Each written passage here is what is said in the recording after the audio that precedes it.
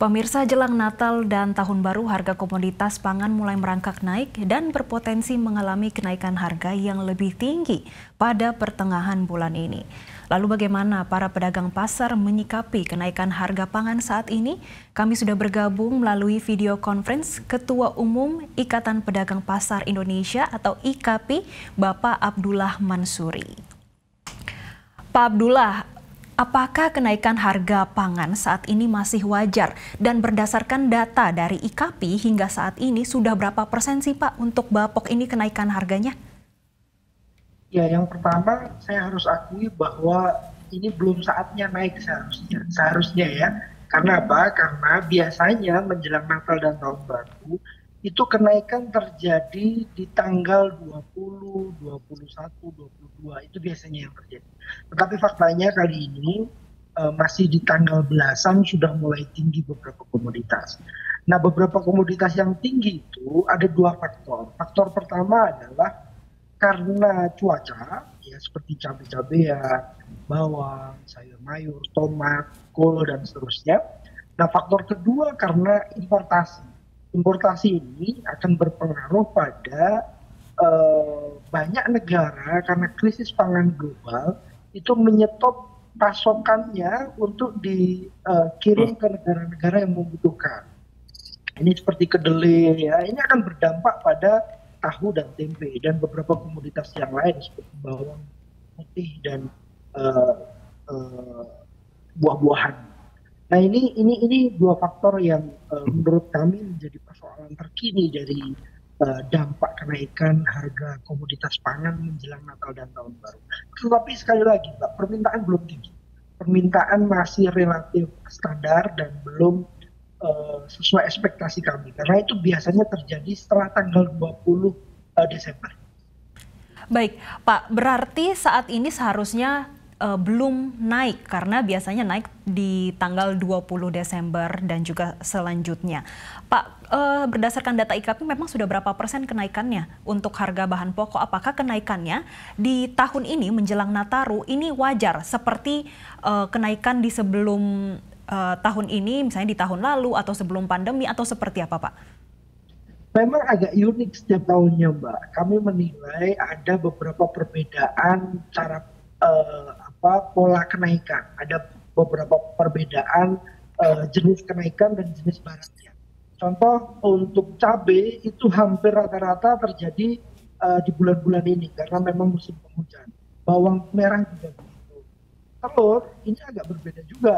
Telur ini kita melihat kenaikan di tahun ini saja itu sudah terjadi minimal 3 kali dan kenaikannya cukup fantastis. Ini juga beberapa faktor yang menjadi persoalan tersendiri. Sampai kenaikannya itu untuk telur itu sekitar 20 sampai 30% kenaikannya harganya. Nah, ini juga harus diwaspadai. Untuk bawang dan cabai itu masih relatif 10%-an ya, atau sampai 15%, tapi belum maksimal karena belum tinggi banget karena memang permintaan belum tinggi. Nah, kekhawatiran kami sesungguhnya jika permintaan tinggi nanti di saat menjelang Nataru sampai Tahun Baru itu permintaannya meledak tinggi, karena ini biasanya terjadi sama seperti Lebaran Tahun Baru, Natal Tahun Baru ini hampir serupa dengan Lebaran. Oke. Banyak orang di rumah. Ya. Baik, Bapak tadi menyampaikan ada beberapa kenaikan harga bapok ini seperti cabai, kemudian bawang merah dan juga telur yang bahkan tahun ini sudah kenaikannya tidak hanya sekali namun berkali-kali. Di satu sisi tadi Bapak juga menyampaikan untuk permintaan dari masyarakat sendiri ataupun pembeli ini belum tinggi. Lalu bagaimana para pedagang menyikapi adanya kenaikan harga pangan saat ini, Pak? Ya, ini yang terus dilaporkan kepada kami, dimintakan kepada kami, setengahnya nangis ke kami, teman-teman pedagang, bagaimana cara menstabilkan komoditas pangan. Karena kalau tinggi harganya, maka tinggi juga modal kami. Tinggi juga, susah juga cara menjual kami, karena harganya cukup tinggi. Biasanya modal kami 1 juta hanya untuk 10 kilo sehari, ini harus membutuhkan 1.300.000 sampai 1.400.000 untuk dengan kapasitas yang sama. Itu pun kami pun jualnya susah. Sama seperti kayak cabai dan bawang itu kan ada dampak apa namanya pembusukan, begitu juga sayur mayur itu banyak juga yang busuk sehingga kami harus merugi. Ini yang harus kami antisipasi dan kami dorong bersama-sama agar kementerian terkait seperti Kementerian Perdagangan, Kementerian Pertanian termasuk Badan Pangan Nasional memberikan subsidi distribusi kepada kami sehingga kami bisa agak sedikit ada celah untuk berjualan dengan tenang gitu, Mbak. Pak, berarti untuk subsidi distribusi ini belum dirasakan oleh pedagang ya Pak? Karena kan sebelumnya Bappenas ini sudah menyampaikan kalau akan ada rencana distribusi ini akan disubsidi Pak, agar menjaga adanya harga.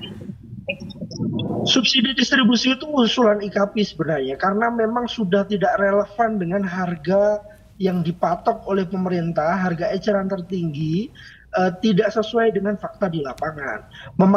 Pemerintah memaksakan untuk harga serupa itu tidak mungkin karena distribusinya cukup tinggi dan cost-nya memang sudah mulai berat. Nah, ini yang sesungguhnya harus didorong secara terus-menerus. Subsidi itu hanya dilakukan di saat komoditas tersebut naik tinggi. Kalau komoditasnya aman-aman saja tidak ada subsidi. Kalau tidak rame di media, tidak seperti sekarang ya, saya diundang soal pangan di Metro TV, maka tidak akan ada pergerakan dari Badan Pangan atau dari pemerintah. Maka ini yang sesungguhnya harus diantisipasi, Mbak. Bukan karena ramenya pemberitaan terus ada gerakan, tetapi sesungguhnya harus dipersiapkan desain pangannya bagaimana, wilayah produksinya bagaimana, dan seterusnya. Pak, bagaimana dengan operasi pasar? Apakah saat ini memang diperlukan dan apakah memang ini sangat berdampak signifikan Pak untuk menjaga harga bapok menjelang Nataru?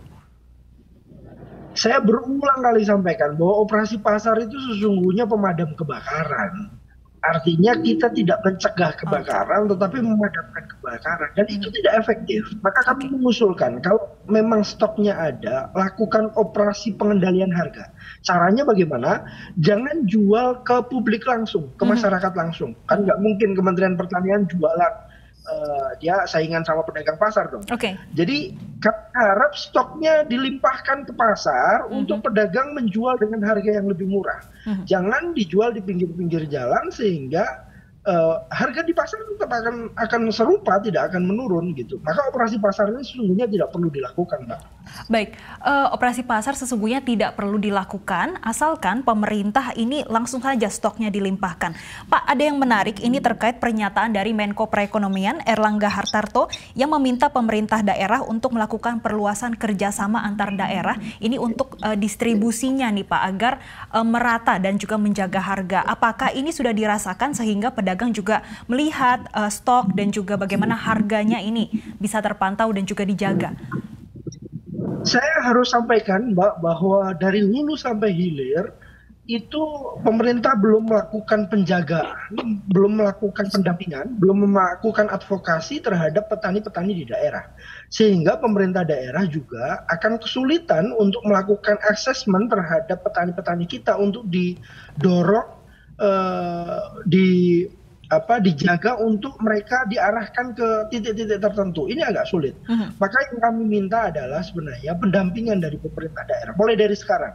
Kalaupun sekarang tidak mungkin bisa dilakukan karena petani kita juga harus mandiri, petani kita juga nggak mau dikendalikan, nggak mau disetir, tapi ke depan paling tidak. Bagaimana pupuknya, bagaimana itu harus dipersiapkan terlebih dahulu sehingga petani mau diarahkan untuk sesuai dengan keinginan pemerintah. Tapi kalau untuk sekarang saya agak pesimis, Mbak. Melihat bagaimana stoknya dilimpahkan dan juga melakukan pendampingan serta memantau dari hulu hingga hilir. Pak, terakhir ya satu, ini singkat saja Pak. Kapan puncak dari kenaikan harga bahan pokok ini? Ada dua fase, Mbak. Fase pertama yang saya sebutkan tanggal 20 Desember itu akan ada peningkatan permintaan. Nah, pasca itu stok kita akan habis-habisan di akhir sampai tanggal 1 Januari. Biasanya itu terjadi lagi gejolak kenaikan tinggi karena stoknya sudah terbatas di tanggal 1 sampai tanggal 15 Januari. Setelah itu kita relatif lebih aman. Oke, ada 2 fase, yang satu di tanggal 20 Desember dan juga dilanjutkan nanti pada awal tahun hingga pertengahan Januari, tanggal 15 Januari 2023 ini kemungkinannya Pak. Baik, terima kasih Bapak Abdullah Mansuri selaku Ketua Umum Ikatan Pedagang Pasar Indonesia sudah bergabung bersama kami dalam program Zona Bisnis BN Channel.